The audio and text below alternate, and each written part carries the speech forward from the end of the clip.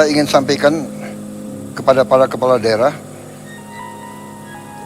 bahwa masalah bangsa ini sekarang adalah juga yang sangat krusial adalah masalah sampah.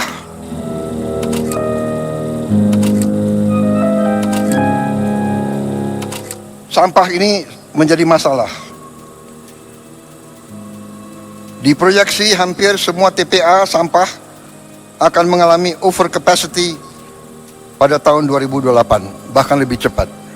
Kalian memang nggak tinggal di Tangerang Selatan atau Banten, Jakarta, Bali, Yogyakarta maupun Bandung.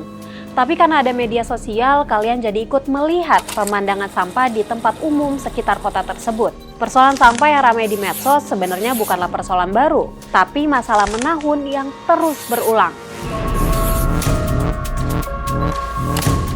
Tahun lalu timbulan sampah nasional mencapai 21,65 juta ton per tahun. Dari total timbulan sampah yang ada, yang terkelola hanya 35%. Jika dilihat berdasarkan provinsi, 5 provinsi dengan timbulan sampah terbanyak ada di Pulau Jawa, wilayah dengan penduduk terpadat.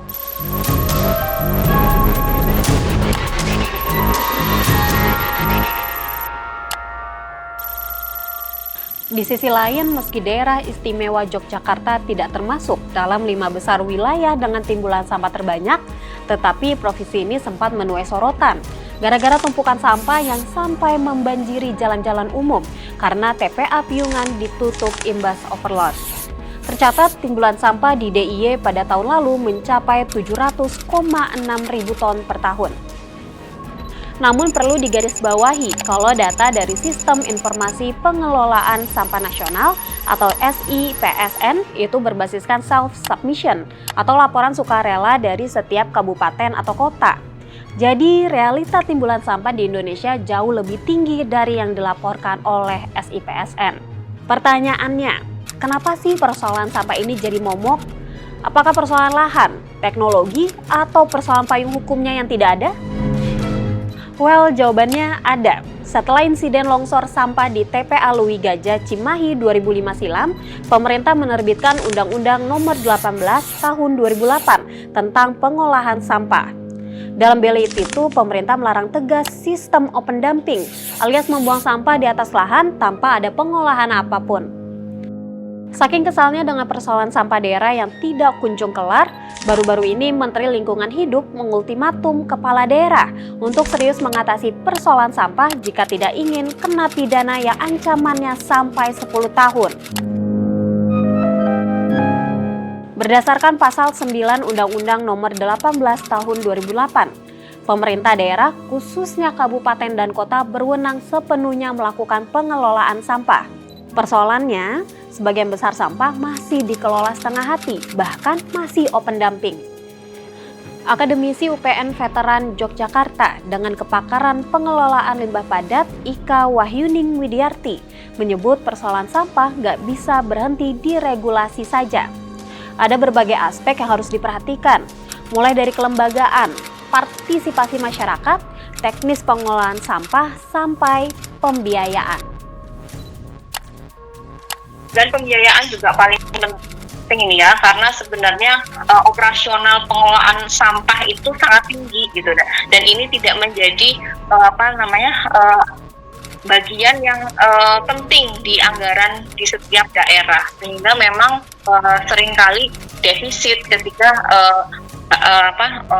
melakukan pengelolaan sampah, sehingga biayanya tidak cukup, sehingga sampah kemudian hanya dibuang saja ke TPA yang seharusnya bisa dilakukan pengurukan dengan cara sanitary landfill, akhirnya menjadi open dumping lagi. Mengenai tudingan daerah kurang bisa mengatasi masalah sampah, Kepala Dinas Lingkungan Hidup DKI Jakarta Asep Kuswanto menampiknya. Menurutnya persoalan sampah sangat kompleks dan gak bisa begitu saja dilihat sebagai kegagalan daerah.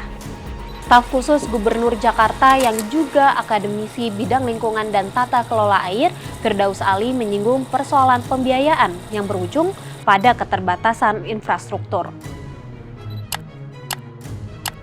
kita juga berhadapan dengan tadi keterbatasan kemampuan untuk memindahkan sampah tadi ke TPA kan, karena ritasinya udah mulai berkurang karena macet dan sebagainya gitu kan, ya sehingga terjadi itu ya krisis ya sampah di mana-mana ya yang.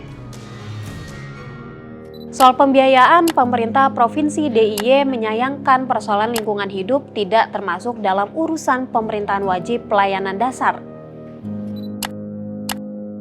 Sistem penganggaran kita, urusan lingkungan hidup itu bukan urusan wajib layanan dasar. Dia urusan wajib non-layanan dasar. Artinya kalau bukan seperti itu, nggak ada SPM dan nggak ada kebijakan anggaran earmark. Padahal jika lingkungan hidup termasuk sampah masuk dalam pelayanan dasar wajib, pengelolaannya akan lebih ketat. Kepala DLH Jawa Barat Aisyah Adia Dwi Daningsi juga mengatakan persoalan penanganan sampah daerah terbentur anggaran. Nah, saat ini kenapa terjadi secara masif secara nasional ya sampah ini kedaulatan kita ketika ini diserahkan ke masing-masing kabupaten dengan fiskal yang terbatas. Nah, apabila kita melihat bahwa pengelolaan sampah ini juga merupakan kebutuhan dasar begitu, sebaiknya infrastruktur pengolahan sampahnya itu dropping begitu. Bisa saja dibantu dari PU begitu ya, disiapkan. Aris Prasena selaku Kepala Balai Pengelolaan Sampah DLHK DIY tetap menyoroti pentingnya penegakan kebijakan polluters pay. Menurutnya, penegakan regulasi bisa dilakukan dengan mengandalkan skema insentif dan disentif, sehingga keuangan pemerintah juga tidak bocor imbas pengelolaan sampah yang gak murah. Apalagi andai saja urusan pemilahan dan pengolahan sampah bisa selesai di level rumah tangga, maka setengah dari permasalahan sampah RI bisa terselesaikan dan terhindar dari penumpukan. Lalu, apakah solusi proyek Waste to Energy pemerintah bisa menjawab permasalahan sampah tanah air? Bagi founder dan CEO Waste for Change sekaligus tenaga ahli Kementerian Lingkungan Hidup bidang persampahan M. Bijaksana Junerosano, ada 3 aspek yang perlu diperhatikan demi membenahi tata kelola sampah. Satu adalah law enforcement. Yes. Nah, ini penting sekali. Indonesia ini udah punya undang-undang sampah kok, udah punya peraturan pemerintah, udah punya peraturan menteri dan lain-lain untuk urusan sampah. Tetapi nggak di-enforce nih Kak Rere. Nah, ini yang the biggest missing part. Yang kedua adalah clear partnership, kemitraan yang jelas. Bagaimana sih peran pemerintah daerah, provinsi, pusat, pelaku usaha seperti kita, si penghasil sampah, produsen dan lain-lain itu perannya apa, kayak gimana? Itu. Lalu terkait financing arrangement, Sano menyebut Indonesia perlu membuat mekanisme pembiayaan yang layak dan berkeadilan. Barang siapa menyampah, maka dia wajib membayar.